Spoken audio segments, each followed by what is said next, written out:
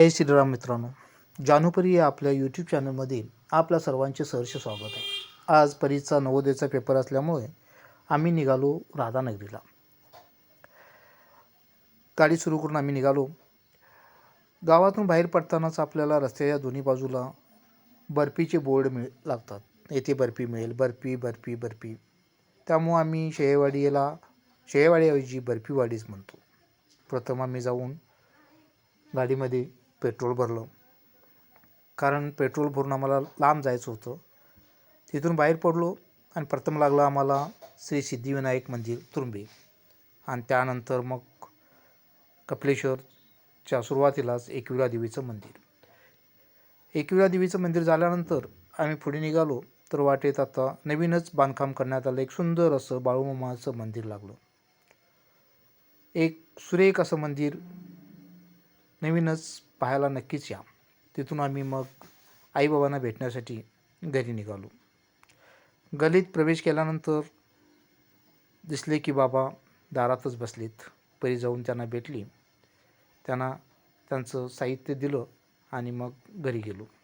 हे पहा आमचं घर. बाहेर मोठा हॉल, सुंदरसा हॉल असा. आई कुठे दिसेना म्हणून मी आत गेलो. आईला हाक मारली तर आई काही दिसली नाही. मग परत आईचा आवाज आला. आईला सांगितलं आम्ही आता निघालो आहे, वेळ झाला आहे. बाबांच्या पाया पडली परी आणि आम्ही राधानगरीला निघालो. राधानगरीला जाताना मांगोली, अखनूर, मांगेवाडी, नरतवडे, सुळंबी, सोळांकूर करत राधानगरी.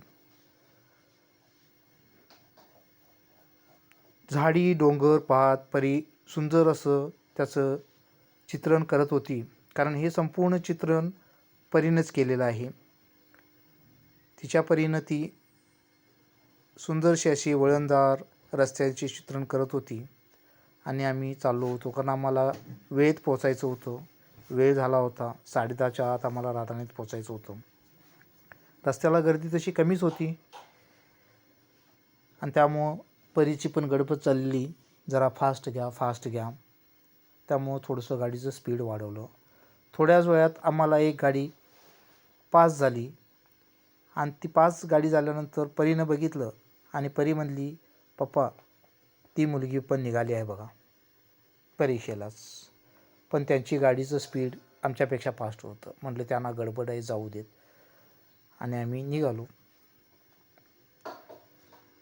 हा घाट पास केल्यानंतर गैबीच्या नंतर राधानगरीचा रस्ता सुरू झाला आणि थंडीचं प्रमाण अधिकच वाढलं. थंडी तर फार, परी तर कुडकुडायला लागलेली. वाटेत आम्हाला जेनेसिस कॉलेज लागलं, डी फार्मसी कॉलेज, सुंदर असं कॉलेज. तिथून आम्ही निघालो. रस्त्याचं सौंदर्य पाहत परीला छान वाटत होतं. थंडी तर वाजत होती. मग वाटेत मांजरखिंड, तिथं 2 रस्ते, एक काळामोडला जातो आणि दुसरा राधानगरीला. त्याच कॉर्नरला गव्याचं शिल्प होतं, ते पाहिलं आणि आम्ही तसंच न थांबता राधानगरीकडे निघालो.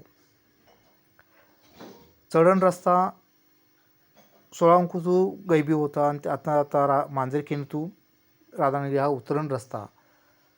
थोड्या अंतर गेल्यानंतर जी गाडी आमच्या पुढं होती ती परत ती मुलगी दिसली. त्यांचं स्पीड आहे तसंच होतं. आम्ही निघालो, कारण शाळा आम्हाला माहीत नव्हती कुठे आहे. आम्ही राधानगरीत पोचलो. आता म्हणलं यांच्या पाठीपासून जाऊया आणि मग हे आम्हाला समजेल. राधानगरी स्टँड पास केलं आणि आम्ही पुढे निघालो. ही मेन बाजारपेठ राधानगरीची. आमच्या पुढे ती मुलगी होती, पण त्यांना पण काही माहीत नसावं, कारण त्यांनी गाडी थांबवली आणि आम्ही त्यांना पुढे गेलो. गुगलवर पाहिल्याप्रमाणे मी त्या मार्गाला गेलो, पण पुढे गेल्यानंतर रस्ता चुकला. तिथे त्यांनी सांगितलं आम्हाला की मागे जावा. परत त्यांनी सांगितल्या पद्धतीनं आम्ही कच्च्या रस्त्यानं शाळेच्या दिशेकडे निघालो. वाटेत बघतो तर आमच्यासारखे अनेक जण अशीच रस्ता चुकलेली होती. परत विचारून आम्ही रस्ता फिरत गेलो आणि शेवटी आम्हाला शाळेचं ग्राउंड दिसलं. आणि एकदाच आम्ही राजश्री शाहू विद्या मंदिर राधानगरी या शाळेच्या प्रांगणात पोचलो.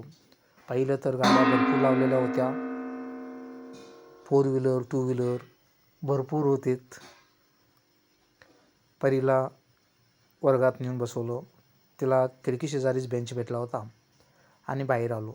पोलीस गाडी बाहेर आली. पोलिसांनी तिथून सगळ्यांना हटकलं. कोणी इथं थांबायचं नाही. त्यामुळं सगळेजण त्या प्रांगणातून बाहेर निघालेत. मी पण तिथून बाहेर पडलो आणि परत 1:30 वाजता परत आलो. पेपर सुटलेला होता. प्रत्येक विद्यार्थी बाहेर होत होता, पण आनंदात दिसत होता. पालक आपल्या पाल्यांना घेण्यासाठी गर्दी करून थांबले होते. तेवढ्यात मला परी दिसली. परीनं मास्क घातला असल्यामुळं तिचा चेहऱ्यावरचा आनंद काही मला दिसला नाही. मग म्हटलं थोड्या वेळानं ती माझ्याजवळ आली, कारण ती मास्क घालून थोडा वेळ लागला तिला बाहेर येण्यासाठी. आणि ती माझ्याजवळ आली आणि म्हणली पेपर छान गेला. आम्ही तिथून बाहेर पडलो. व्हिडिओ आवडला असेल तर लाईक करा, कॉमेंट करा आणि सबस्क्राईब करायला विसरू नका. थँक्यू.